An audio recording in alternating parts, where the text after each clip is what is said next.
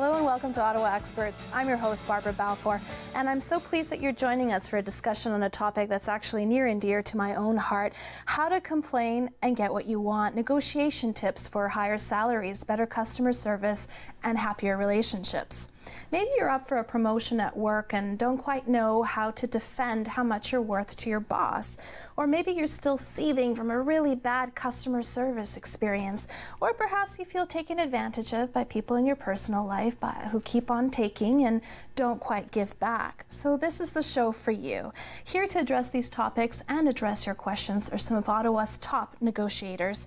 First, we have senior mediator Ruth Sermon, who is also the president of Can Mediate International. Ruth holds more than 20 years of experience in workplace negotiation, mediation, and other matters. Welcome to the show, Ruth. Thank you so much. It's a pleasure to be here. We're so pleased to have you.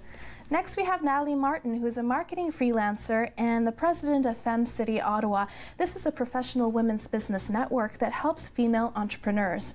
Natalie's motto in life is, if you don't value your time, neither will anyone else. So value what you know and start charging for it. Thanks so much for joining us, Natalie. Thank you so much for having me. Later on in the show, we will be joined by Christy Flynn, a relationship expert who will be speaking on how you can set boundaries in your personal relationships and at home to get what you want. She's also the author of a recently published book, How to Date a Guy and Get It Right, a book on negotiation within a healthy relationship. As always, we are here for you and eager to answer your questions. Please call us at 613-728-1001. That's 613-728-1001. Let us know what's going on in your life that our experts can help you with. Ruth and Natalie, you're both entrepreneurs, you're self-employed, you're businesswomen, you're engaged in the art of defending what you're worth on a regular basis. Ruth, I want to start with you, but I'd like to hear your thoughts on this too, Natalie. Absolutely. Why is it so uncomfortable to advocate for yourself and so much more uncomfortable to do that than for other people? It's an interesting question because, you know, I look back and I'm not 29 anymore. And when I was raised, there was a huge emphasis from parents, teachers, adults in general, that it was rude to brag. And it was rude to put yourself forward and don't be bold.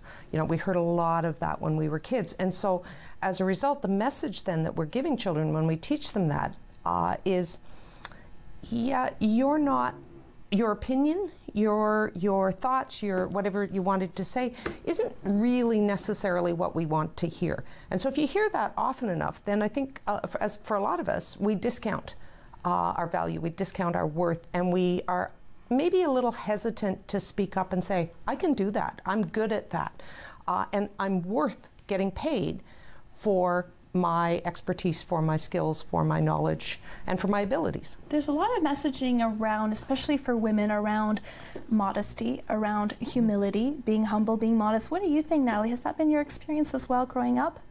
Oh, absolutely. I mean, I think we can relate to the fact that, you know, we're put into a mold of how we're supposed to behave, how we're supposed to react, and certainly under the female umbrella that, you know, there's certain expectations that, you know, we face growing up, then, you know, throughout our education and professional career and that path and that journey. I think we are definitely set up to, you know, undermine ourselves. We're set up to perhaps take a step back. So certainly in the business world, I think we're uncomfortable to talk about money in general, you know. So when we want to talk about money, and we also want to put our value, you know, attached to that dollar sign, I think we're uncomfortable. And perhaps as women, we tend to, you know, shy away from it a little more. Well, and I think if you look at the whole employment equity field that's been around now for what, 20, 25 years, we still don't have it. We still don't have equal pay for equal work. And so women's contribution has been devalued for generations. If you were a stay-at-home mom, which I was for years, it was, oh, you're like a housewife? Like I didn't do, you know, oh, so you don't work.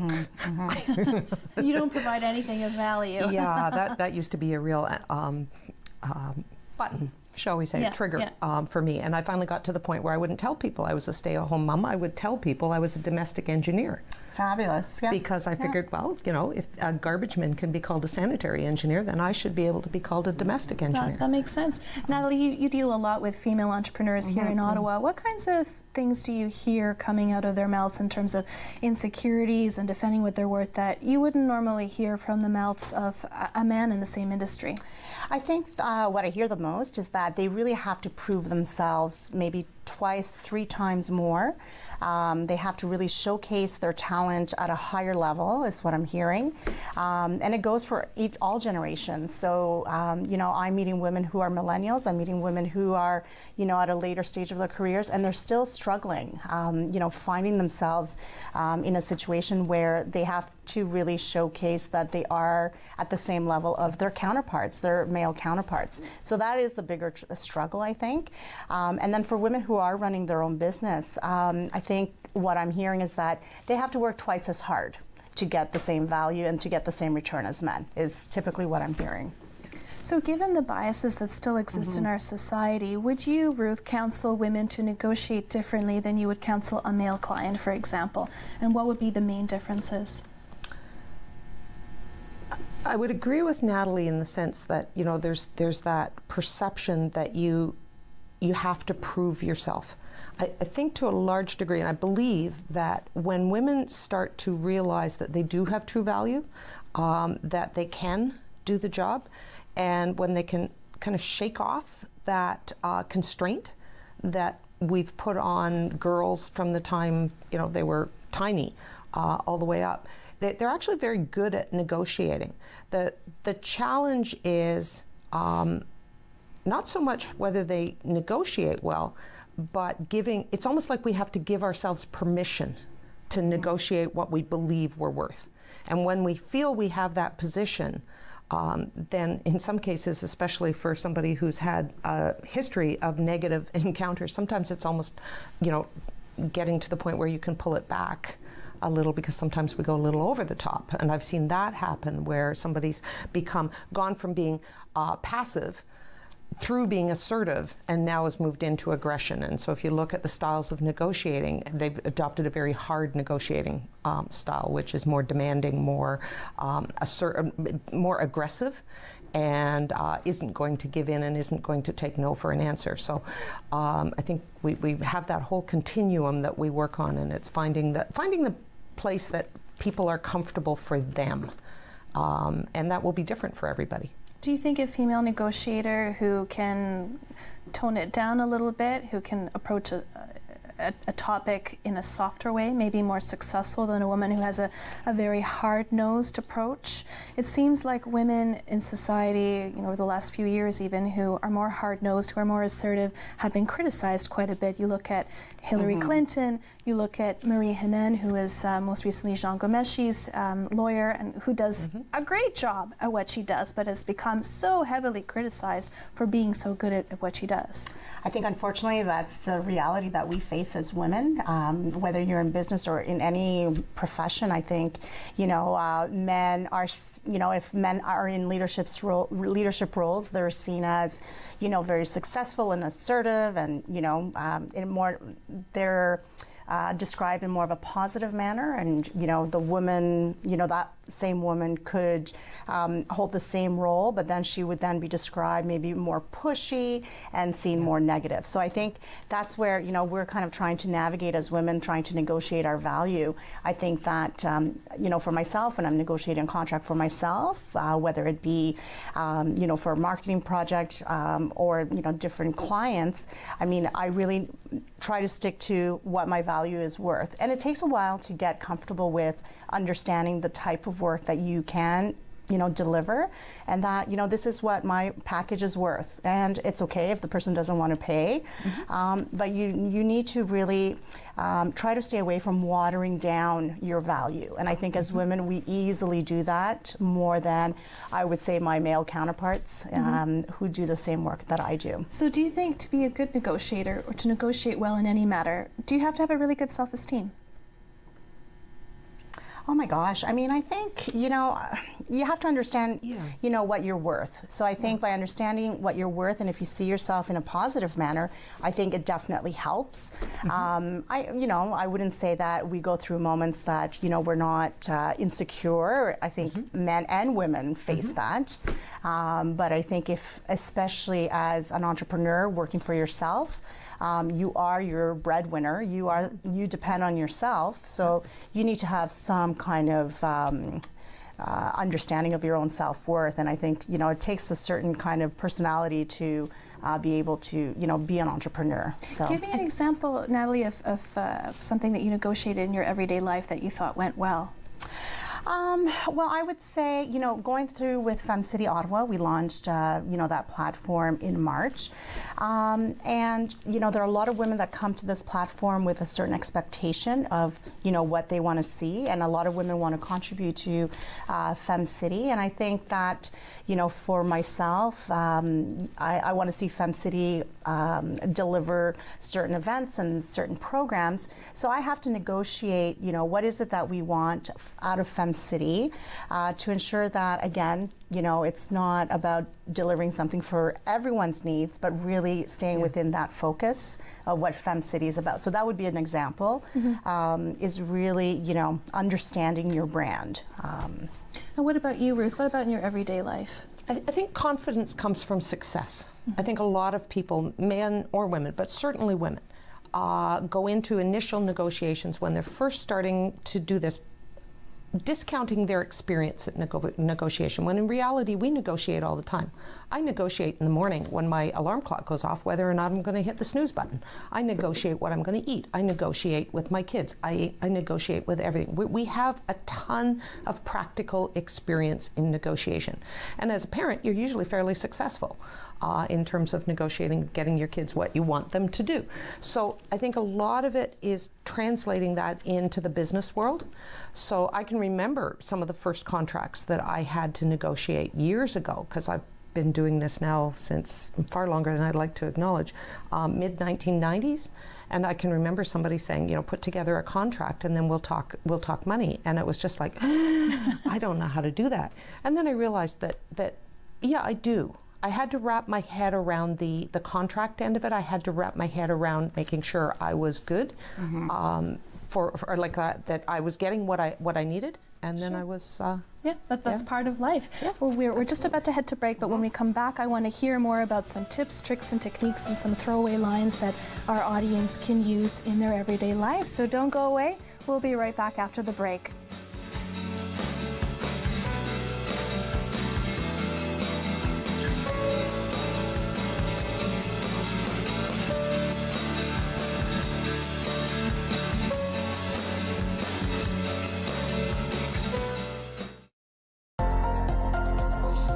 The following program is brought to you by Rogers Anyplace TV.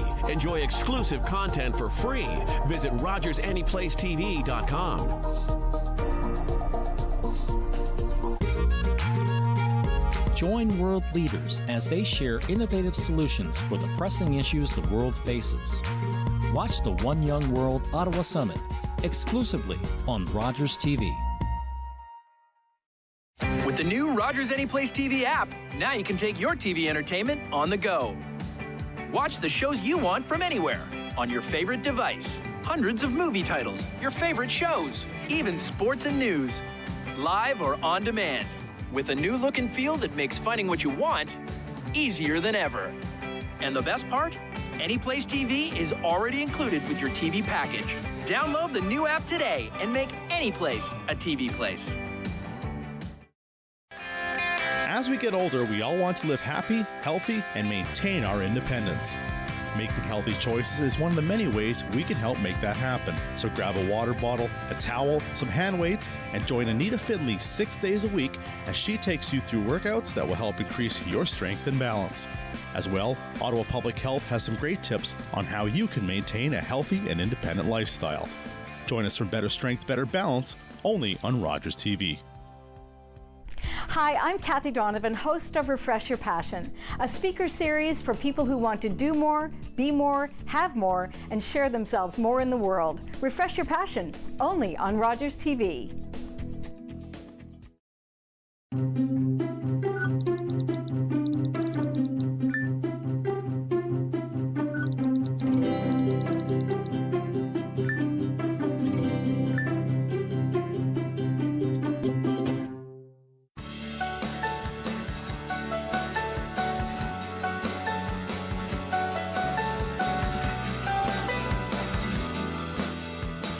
Welcome back to Ottawa Experts. I'm your host, Barbara Balfour, and we're back in the studio with Ruth Sermon and Natalie Martin. We're talking about negotiation tips to get you through life, whether it's in the workplace, at home, or in personal relationships. Thanks so much for joining us today. We were chatting about different examples of how you've negotiated things in your own life, and I wonder if you could share some perspective on when do you know it's time to walk away, and when do you approach sort of the hard-nosed approach, and when do you tone things down? Ruth, I'd like to hear from you first. I think there are a couple of theoretical things that are good to know about negotiation. Interest-based negotiation started many years ago. If you're looking for a resource, Bill Urey and Roger Fisher's book, Getting to Yes. Getting to Yes. It's a super simple read. It's the classic in negotiation training, and it has phenomenal tips in there. And they talk in there about several fundamental principles and some tools. So the first one is separate the people from the problem. So focus on the problem, be hard on the problem. In other words, you're going to deal with that problem, but you're going to be gentle on the people. So that means no nasty, little sarcastic digs or things at somebody. Nothing putting somebody on the defensive, because if they're on the defensive, then now it makes the communication more challenging. Because those little barbs are not, they're not effective in getting people accountable. No, and they don't help. Yeah. So that would be one of the key ones. Try and understand where the person is coming from and what's important to them. So go to their interests rather than the position they've taken. I'm not working with her anymore is a position. I need to feel safe in my workplace is an interest. So go to the interests if you can. Find options that are going to work not for one of you, but we're going to work for both of you. And ultimately, it's not about win-win. I have a really hard time with win-win because we're culturally predisposed that if I win, what happens to you? You lose. Mm-hmm. It's very black and white. Exactly. Mm-hmm. Fair, on the other hand, people can get behind. So in the negotiations and mediations that I'm doing on a regular basis, if people walk out at the end of it going, you know what, I'm okay with that, what we came to decide, not only can I live with it, but I'm actually willing to put it into action. It's a little more realistic. So if you can go for things that are fair, and you can do that by using some bookmarks to try and assess, is what you're coming up with reasonable? Is it doable? Is it practical? Is it going to stand the test of time?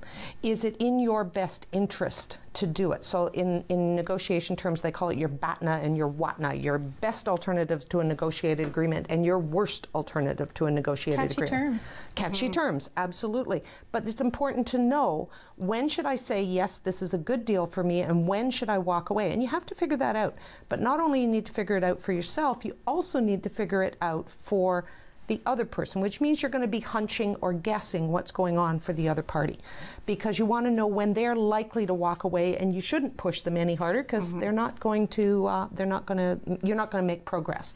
Those are some great tips. We actually have a caller on the line. Amy, are you on the line?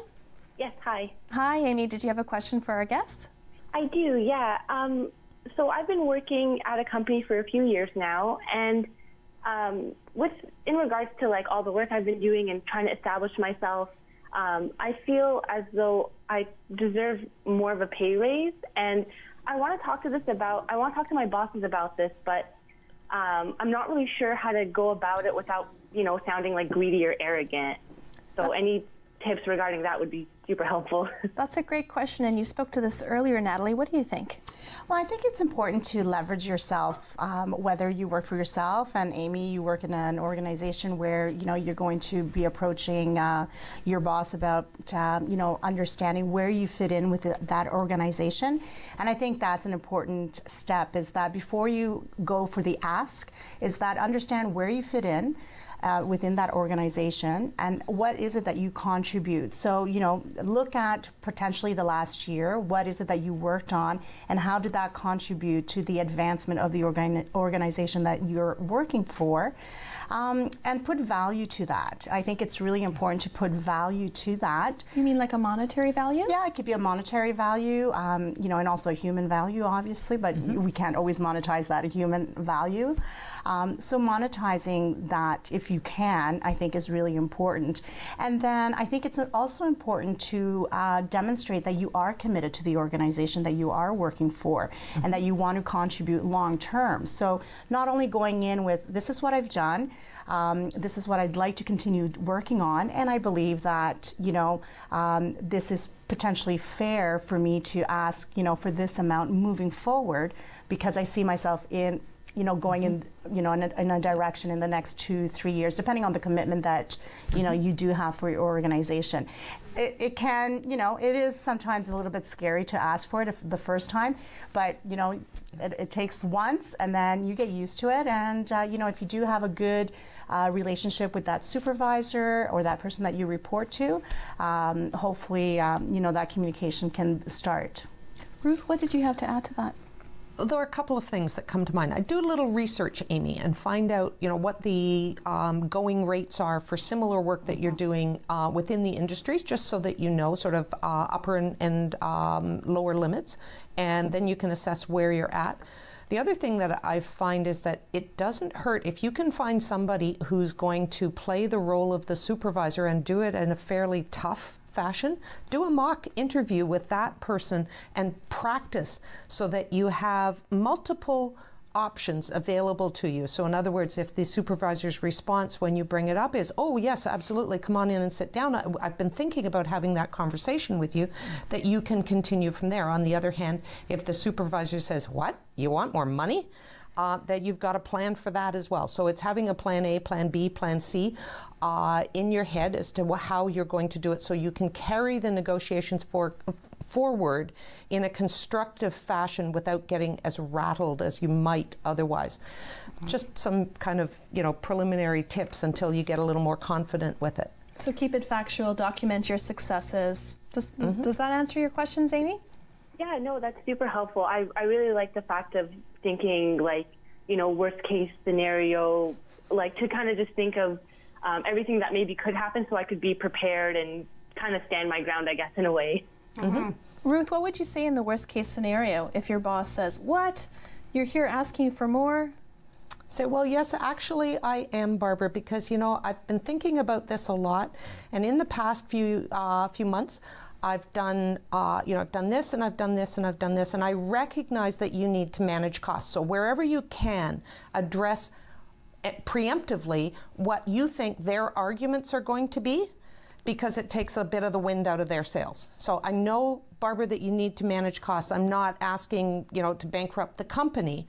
But I would like to have a conversation about the value that I bring and how we can compensate that fairly. And the other thing to keep in mind is that negotiating for a better package does not necessarily mean money.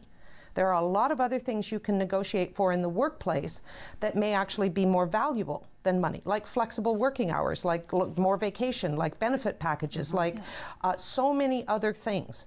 And so in that sense, don't be afraid to give yourself some flexibility so that you can read where they're coming from, and that you've got, again, plan A, plan B, plan C of things that you can bring up. Those are great tips. Thank you so much for watching and for calling in, Amy. Thank you so much for all your help. Have a good night. And good luck. Good luck.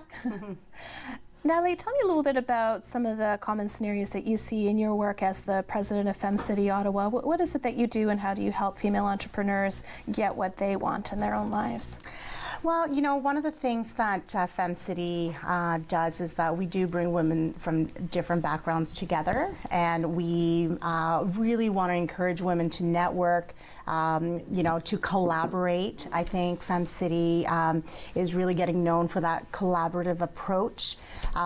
So I'm not sure if it really fits into the negotiation aspect, but definitely the collaboration. I'm seeing women who are meeting for the first time at a FemCity event who then walk away going, you know what, you're a mortgage broker. I think that you could help my business in real estate, and let's talk. And I think that's where those conversations start. And it doesn't always have to be so formal. So I think FemCity is a platform that women can come together, and entrepreneurs and business people, like-minded people come together to start conversations. You know, I think surrounding yourself with people who find negotiation normal is so important. I just want to share a little story from my own life. When I was a teenager, my first job was working at McDonald's, and I found that there were two kinds of people. There were people who would just take what they got and walk away, and then there were people who would look at the French fry carton on their tray and say, oh, could you actually put a few more French fries in there? I guess a few fries dropped out. And I and my colleagues would dutifully do that, and after you do that a few times and the sky doesn't come crashing down, when I would come back as a customer, even as a teenager, I wouldn't hesitate to say, oh, would you mind, putting a few more fries in my carton? And my friends would say, wow, that's amazing. They would marvel at my audacity. That's pretty cool. But for me, it had become normal. Just like, for example, the way I was raised. If you're going grocery shopping and you buy a carton of milk and it's about to expire, you might ask someone who works in the back for a carton of fresher milk, where my friends would say, oh, I would just buy it and drink it really fast. So wouldn't you agree that it's important to surround yourself with people like that to kind of have that confidence? I think there's an interesting dynamic that happens. If a 4-year-old asks for a cookie and mom says no, what does the 4-year-old do? Please, please. For a 4-year-old, no is the start of a negotiation. For most adults, no is the end of the negotiation. So if you were to walk into a store like the Brick or Canadian Tire or someplace, and you went up to the sales clerk and said, I'd like to buy that piece of furniture. It says $799 on it. Would you take $500 for it? People would drop in their tracks, because we don't barter, we don't negotiate in stores quite frequently. And yet oftentimes with the near to expire carton of milk, you can say to them, okay, well, I'm willing to take it, but I don't want to pay full price for it. So I think as adults, we need to recognize that no is not a bad word. No is No is just setting some boundaries around what you're willing to do and what you're not willing to do. Okay, we're almost at the end of our segment. Natalie, did you have some final thoughts? I know you're putting on some events soon with Fem City. Did you want to talk about those? Sure. So Fem City, we have an event coming up next week, November 29th at KS on the Keys. And really, we're talking about women in business and why it does matter. And we have some key panelists coming, to speak about why, speak about that topic, including MP Michelle Rempel. So I think it's really important for us to understand, our current economics. Yeah. And, that's part of the negotiation game is money talks. That's great. And we can find you online? We can. Great, wonderful. Thank you so much for joining us. Thank you. When we come back from the break, we'll be talking with Christy Flynn, who's a relationship expert, and we'll be discussing boundaries that we can use in our personal lives. We'll be right back after the break.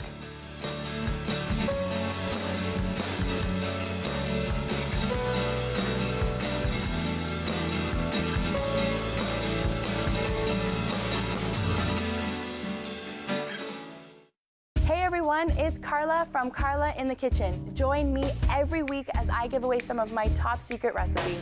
These smell so delicious. We'll see you in the kitchen.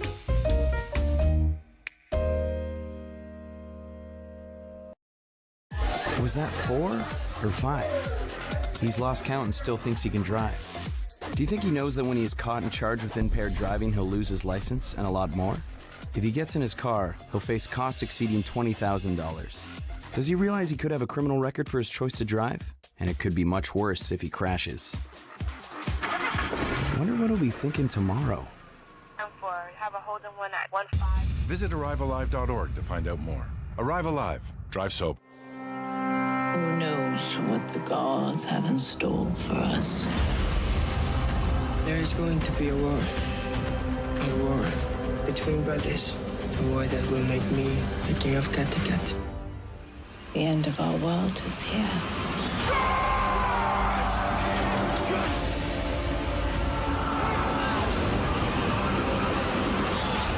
Vikings. New season premieres November 29th on History.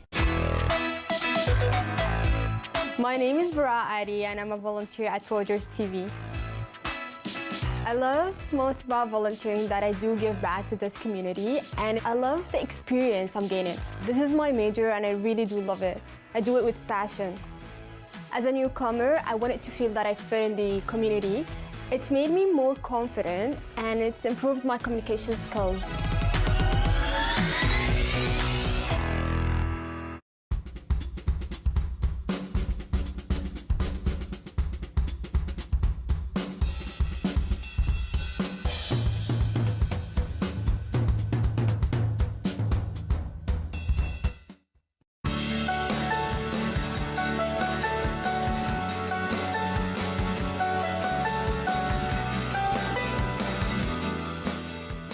evening and welcome back to Ottawa Experts. I'm your host, Barbara Balfour.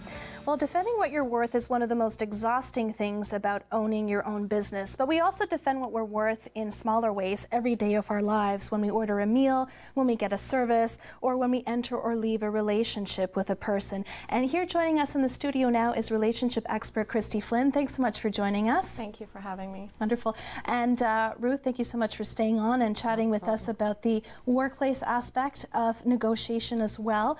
I wanted to ask you, you talked a little bit earlier on about throwaway lines that people can use in various situations. What are some lines that people can kind of keep in their toolkit? I think whenever you're involved in a negotiation, it's crucial that you remember that you're not the only player involved in this. And so they will have a story about what their concerns are. They will have a perspective on things. And we're, as human beings, all very, very good at creating stories that help us to understand where we're coming from. Those stories can be really supportive, and sometimes, you know, they can be a problem. But in the supportive line, typically we will take a position around what we think we should get.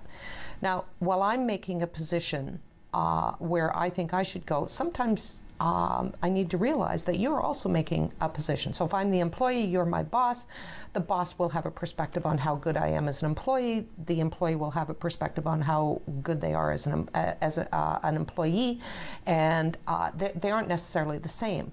So given that collaboration and compromise are different, compromise is a superficial, quick fix solution. And you sent us a chart, actually, looking at individual interests and priorities. And so if you think about it, Party A's got a story and Party B's got a story. There's always things that are of primary interest to one party that may not be of an interest to the other party. There's things that Party B will be concerned about that may not be a concern for Party A. But generally speaking, whether it's family, whether it's a relationship, whether it's workplace, there's common ground, there's mutual interests in there. If you start with those, so one of the most useful lines that you can use is help me understand. They're probably the three most useful words in the English language. Help me understand what led you to make that decision, or to say that, or to come to that conclusion. And then I'd like to explain to you how, like what was behind my decision or my comment or my request. So that there's a combination of inquiring around what they're thinking and then advocating or putting out there what it is that you're thinking. So the help me understand is really, it's a good way of eliciting information, of learning more about what's going on. It's kind of the backbone. And Christy, I want to hear your thoughts on how this applies to the relationship aspect, the personal relationship aspect. But first we have a caller on the line from Emily. Emily, are you there? Yes, hi. Hi, Emily. Did you have a question for our guest tonight? Are you there? Okay, it seems like we may have dropped the call, but in the meantime, let's talk a little bit about relationships and how that impacts, how does that impact relationships at a personal level? Some of the tips that apply to the workplace, are they fairly similar? They are actually. Sometimes emotion gets involved and get very heated, and sometimes you need to step away from the conversation and take a break. And if there's a lot of different things that are going on that you're talking about, just leave one point, come back to it after, and just kind of change the flow if you're not in agreement. Sometimes I know I've personally used, let's agree that we don't agree, and just shift the conversation into something else. What's an example of a negotiation you've had at a personal relationship level? In a personal relationship, well, I went through an experience of mediation, and obviously it was through a divorce. So there was a lot of emotion, and so I just came to the realization when you're going to butt heads in that type of situation, and so you have to learn there's a give and take, and that goes a long way. It just breaks up the energy because the situation isn't comfortable. It feels ugly. And I found it just kind of changed the energy. Everybody just relaxed, sat back, and then we were moved through the situation much more quickly. I want to hear more about that, but it looks like we've got Emily back on the line. Emily, are you with us? I am. Hi, Emily. Did you have a question for our guest? Yeah, it was a bit more from before the break, but I just had a question about, I'm in the position of, I'm in a new job, and it's entry-level job. I'm just getting into the industry. And how do you deal with the question of salary expectations? I've had that in interviews before, and just starting off in the industry, I always get uncomfortable knowing where to position myself with that. That's a really good one. What do you think, Ruth? It is a good question. It's also a tough one because you may or may not have been able to actually research what is normal or what the range is for that position. If you've had previous jobs, you can compare the responsibilities that you had in those jobs compared to what you have now and what you were getting paid before versus what you would like or what you feel that you should be being paid now.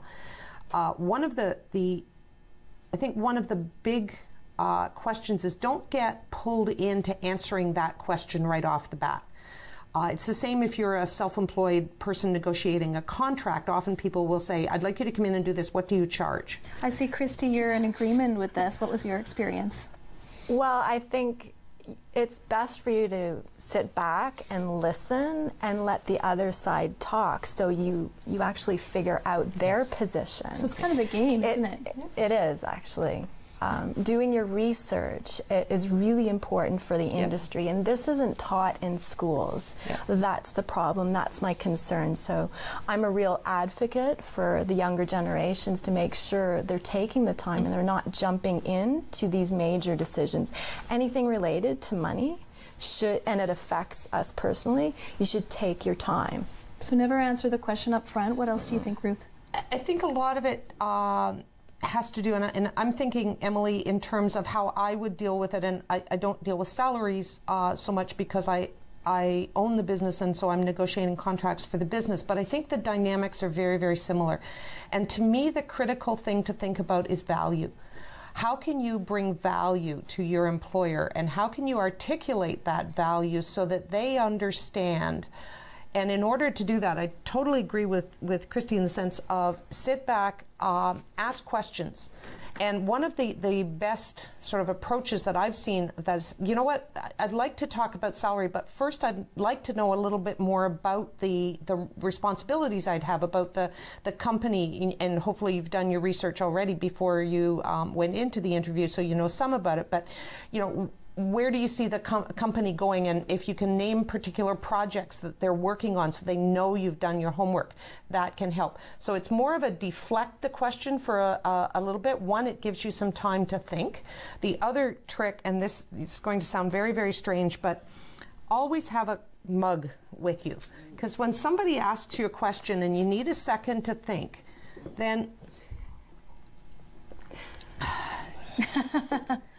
gives you 30 seconds to figure out how you're going to answer that question without it appearing that you don't know what you're talking about, or that you're procrastinating, or even worse, that you're not willing to answer the question. So be really clear about the value that you bring, be really clear about what they're asking you to do, and then also recognize that if you get resistance in terms of the dollar value, and I'd said this to Amy when she talked before, that there are so many other ways that you can increase the package that you're getting from your employer that doesn't necessarily involve money. Always offer something that is easier for you to do, that isn't costly for you, and ask them for something that is of great benefit to you, but that may not necessarily cost them a lot. Think about that one, because that's a big one. Those are great tips. Because it's easier for them to give you something that isn't going to be painful for them to do. Does that answer your question, Emily? Thanks so much for the advice, guys. I like that mug idea. Thanks so much for watching and for calling in. Thank you.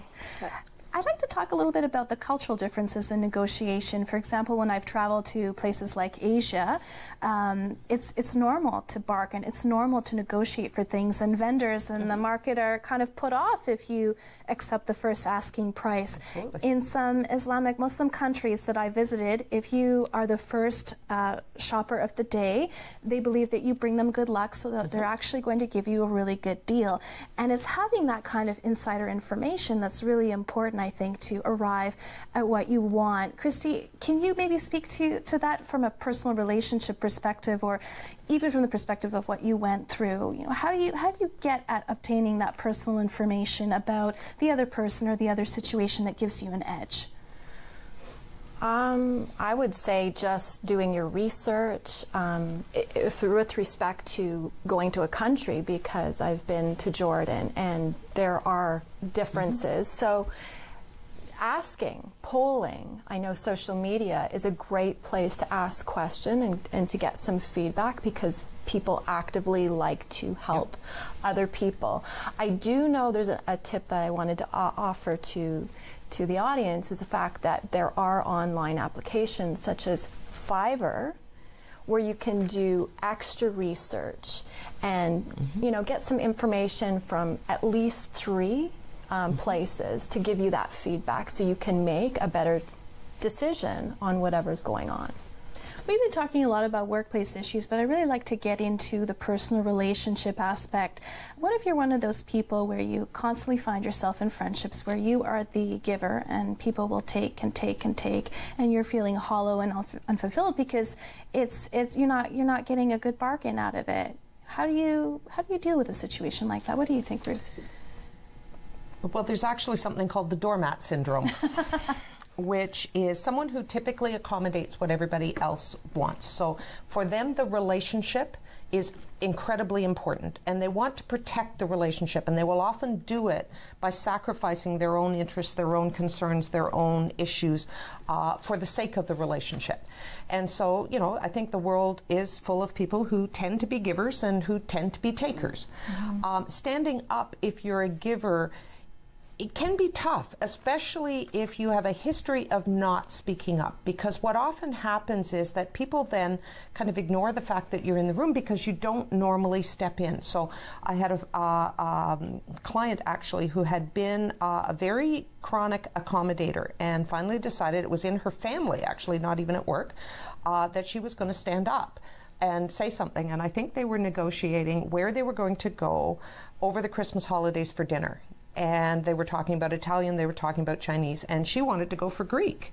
And so I want to hear about what happened. We're just about to go to break, but when we come back, we'll be talking more about personal relationships and how to get great customer service. We'll be right back. See you after the break.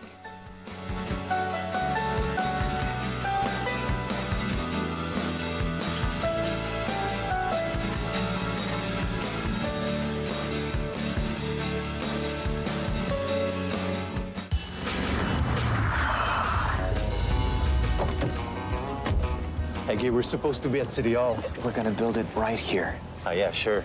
And give wetsuits to all the visitors? No, on the water. Hey, come on. We're talking about building something the size of 64 city blocks. And there's no land left in Montreal. So, get serious. Listen, we'll build islands. How? Dig up Montreal? They're digging a subway, remember? You take it from there, and you put it here. 12 months and 25 million tons of fill later, St. Helens Island was reshaped and Ile Notre Dame was created. Come on, we don't want to keep Mayor Drapeau waiting, do we? Montreal's Expo 67. It would prove to be the most successful World's Fair of the 20th century. Resurrection Enlightenment. I'm turning over a new leaf. So you the new slumlord? He doesn't want you. You just got sober. Thanks for the rehab. For whatever I've done, I am truly sorry. I don't have time for this, right? I am off to learn how to be a grown-up.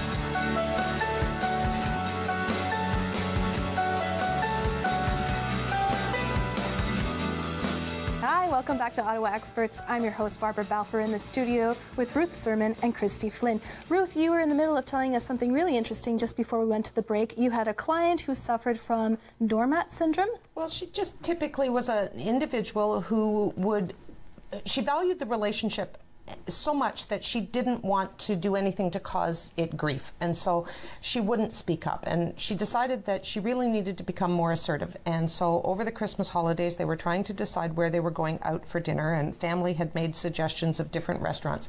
She really wanted to go for Greek, but the problem is that if you typically don't speak up, then oftentimes people don't even hear you when you try to. So she actually she told me, I said let's go for Greek, and she said nobody heard me at all. Nobody paid any attention at all to me. She said, I got mad. So she jumped up on a chair, put the teapot handles out, and said, we're going for Greek. And everybody in her family went, what happened to Mom? Because it was so out of character for her. Yeah. So she was fed up. She was fed up, and I think we can hit a point where we've had enough, and we draw a line in the sand. We set a boundary and say, that's it. I'm regaining my voice. So if you can keep your voice, then you don't need to do that. If you typically have lost your voice, then you may have to insert yourself into conversations in ways that's a little more assertive than you might normally be comfortable doing in order to regain your role as part of the discussion. Great points. Now, we actually had a caller earlier on in the show, and they were wondering, how can you let your employer know that you're ready for more responsibilities? Christy, what do you think? Sit down and have that conversation. And what kinds of language would you use? Well, asking specifics about the job, what it included, what possibly they needed to take evening courses to be prepared for it. Just research, get involved in learning as much as possible about the position, and just make sure that they're ongoing, letting the person know, the management know that they're interested. It's a conversation. I know many people, they get fearful of speaking with management, but it's not a negotiation. Well, they think it's a negotiation because it's confrontational. But if they change the perspective, they change the energy and just approached it in a more positive manner and proactive and just conversation, it changes everything. So you think of it less as a hierarchy and more as a conversation between human beings. Right, absolutely. And if you can come into it by wording it in a way that is going to be helpful to them, as opposed to coming in demanding, I want more responsibility, you need to give me, bigger projects. Coming in and saying, we've been really, really busy, and I noticed that, so-and-so who's the senior staff, and, that they're really, really busy. Is there anything I could help with? Because I'd be really interested in either job shadowing them and getting better at this. I'd like to know more about what what's involved in leading a project. I'd like opportunities to backfill if somebody's away, or what can I do I'll still be doing what I normally do, so that you don't have to worry about that, so that you're offering to go a little above and beyond to get your toe in the door. I think that can help. And it also lets them know, the management, the business know, how actively interested you are in the company, and that you're going to be staying. That's important for management to know. Christy, you wrote a book about negotiating within a healthy relationship. What are some of the most difficult conversations to have in a relationship that would require negotiation? Well, the book was specifically about dating and negotiating around dating. So it could be about where you're going to eat, saying where you want to go, speaking up for yourself, having that voice. Who's paying for the bill? I know there's a lot of controversy over who pays the bill. First date should always be, split. It doesn't, it's not about gender or anything like that. Or whoever does the asking. Or whoever does the asking.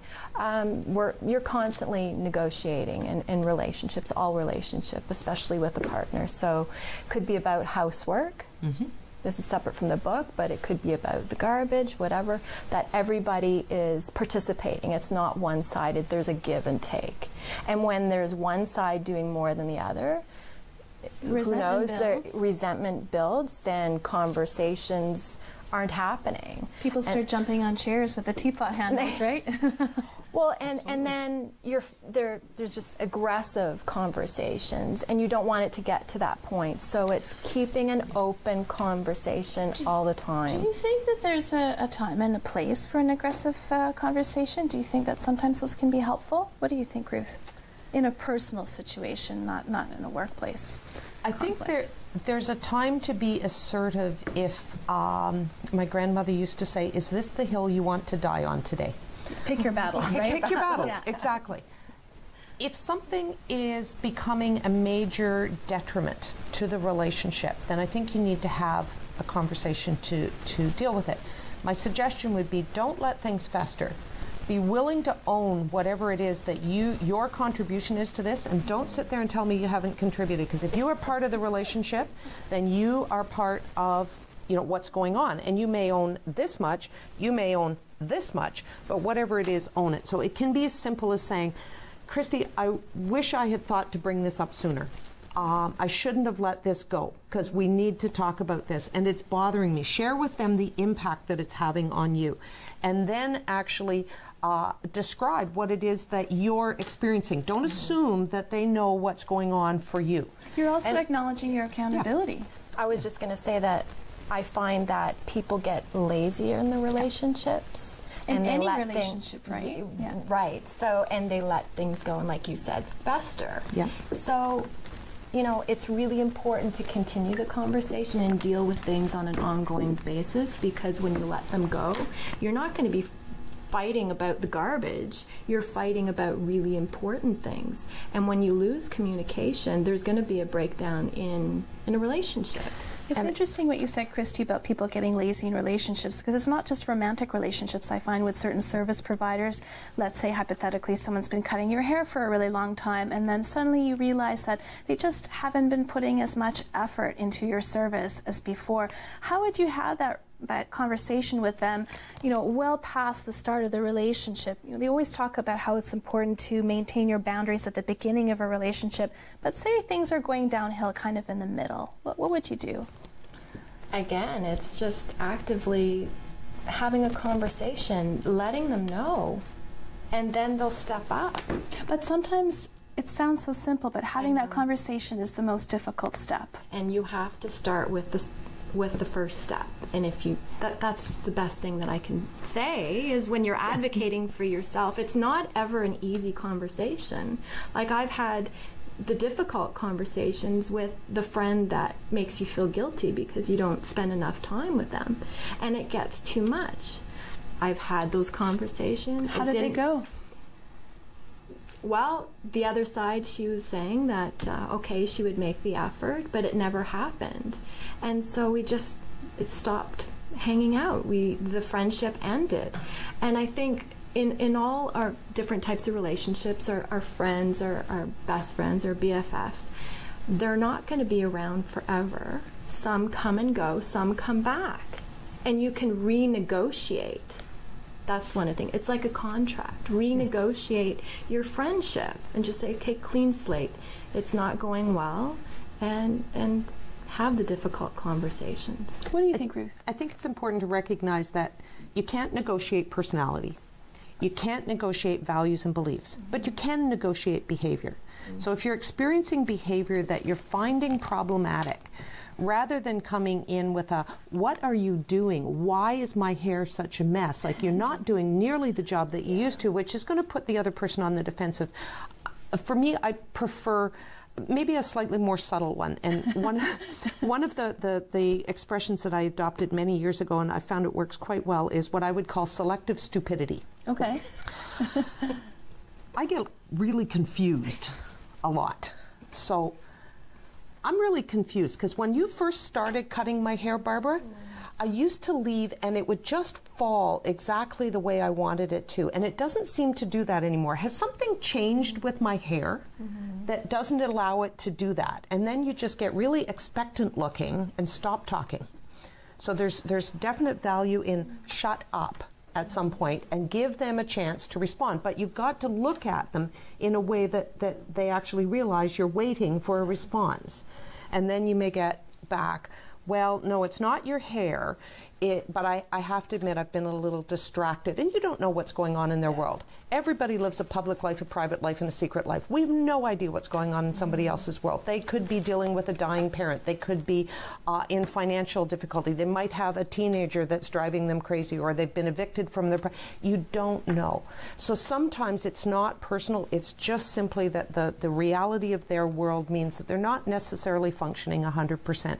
And so if you open the door and give them an opportunity without being judgmental, without being difficult or nasty or aggressive, to explain what's going on, you can at least initiate the conversation, and it's just a little more comfortable for everybody because it manages the defensiveness. And I actually wanted to add to that, I think it's really important, when we're receiving customer service, we have expectations from them, but how often do we actually ask questions to them? How are you? Are you okay? And this leads to mental health, right? There's a lot of anxiety going on all over the place and in relationships, and you don't know what's going on behind closed doors. And so if something's going on, that kind of, helps them out, and then it changes. It also brings the humanness into the discussion, the humanity back into it. So it's not a loggerhead in your face conversation. Now it's a discussion between two people, and there's potential that it will actually go where you want it to go. We only have about a minute left, Christina. I know that you had a giveaway for our audience today. Maybe we could pull that up on the screen. You're giving away a 30-minute coaching call. Yes, I am. And so what happens during this call? So I just set up, obviously, the call. You can do it over the phone or Skype or a Zoom video, and we just have a conversation for 30 minutes, see if I can help out. If we're a good fit, then it moves on into a program which I individualize for the person, or it could be related to the business. Wonderful. So our audience members can just email you directly for that. Yes, thank you. Okay, wonderful. And Ruth, where can we find you? I run a company called Can Mediate International, and we also do free 30-minute consults anytime anybody wants. We deal primarily with workplace and employee or group issues, not so much divorce. I don't do divorce mediation, but I can refer you to people that, if you're desperate for a mediator, I can give you somebody. So www.canmediate.com. Perfect. And send us a message. Thank you so much, ladies, for joining us tonight. Thanks so much for watching. We'll see you next week. Have a great evening.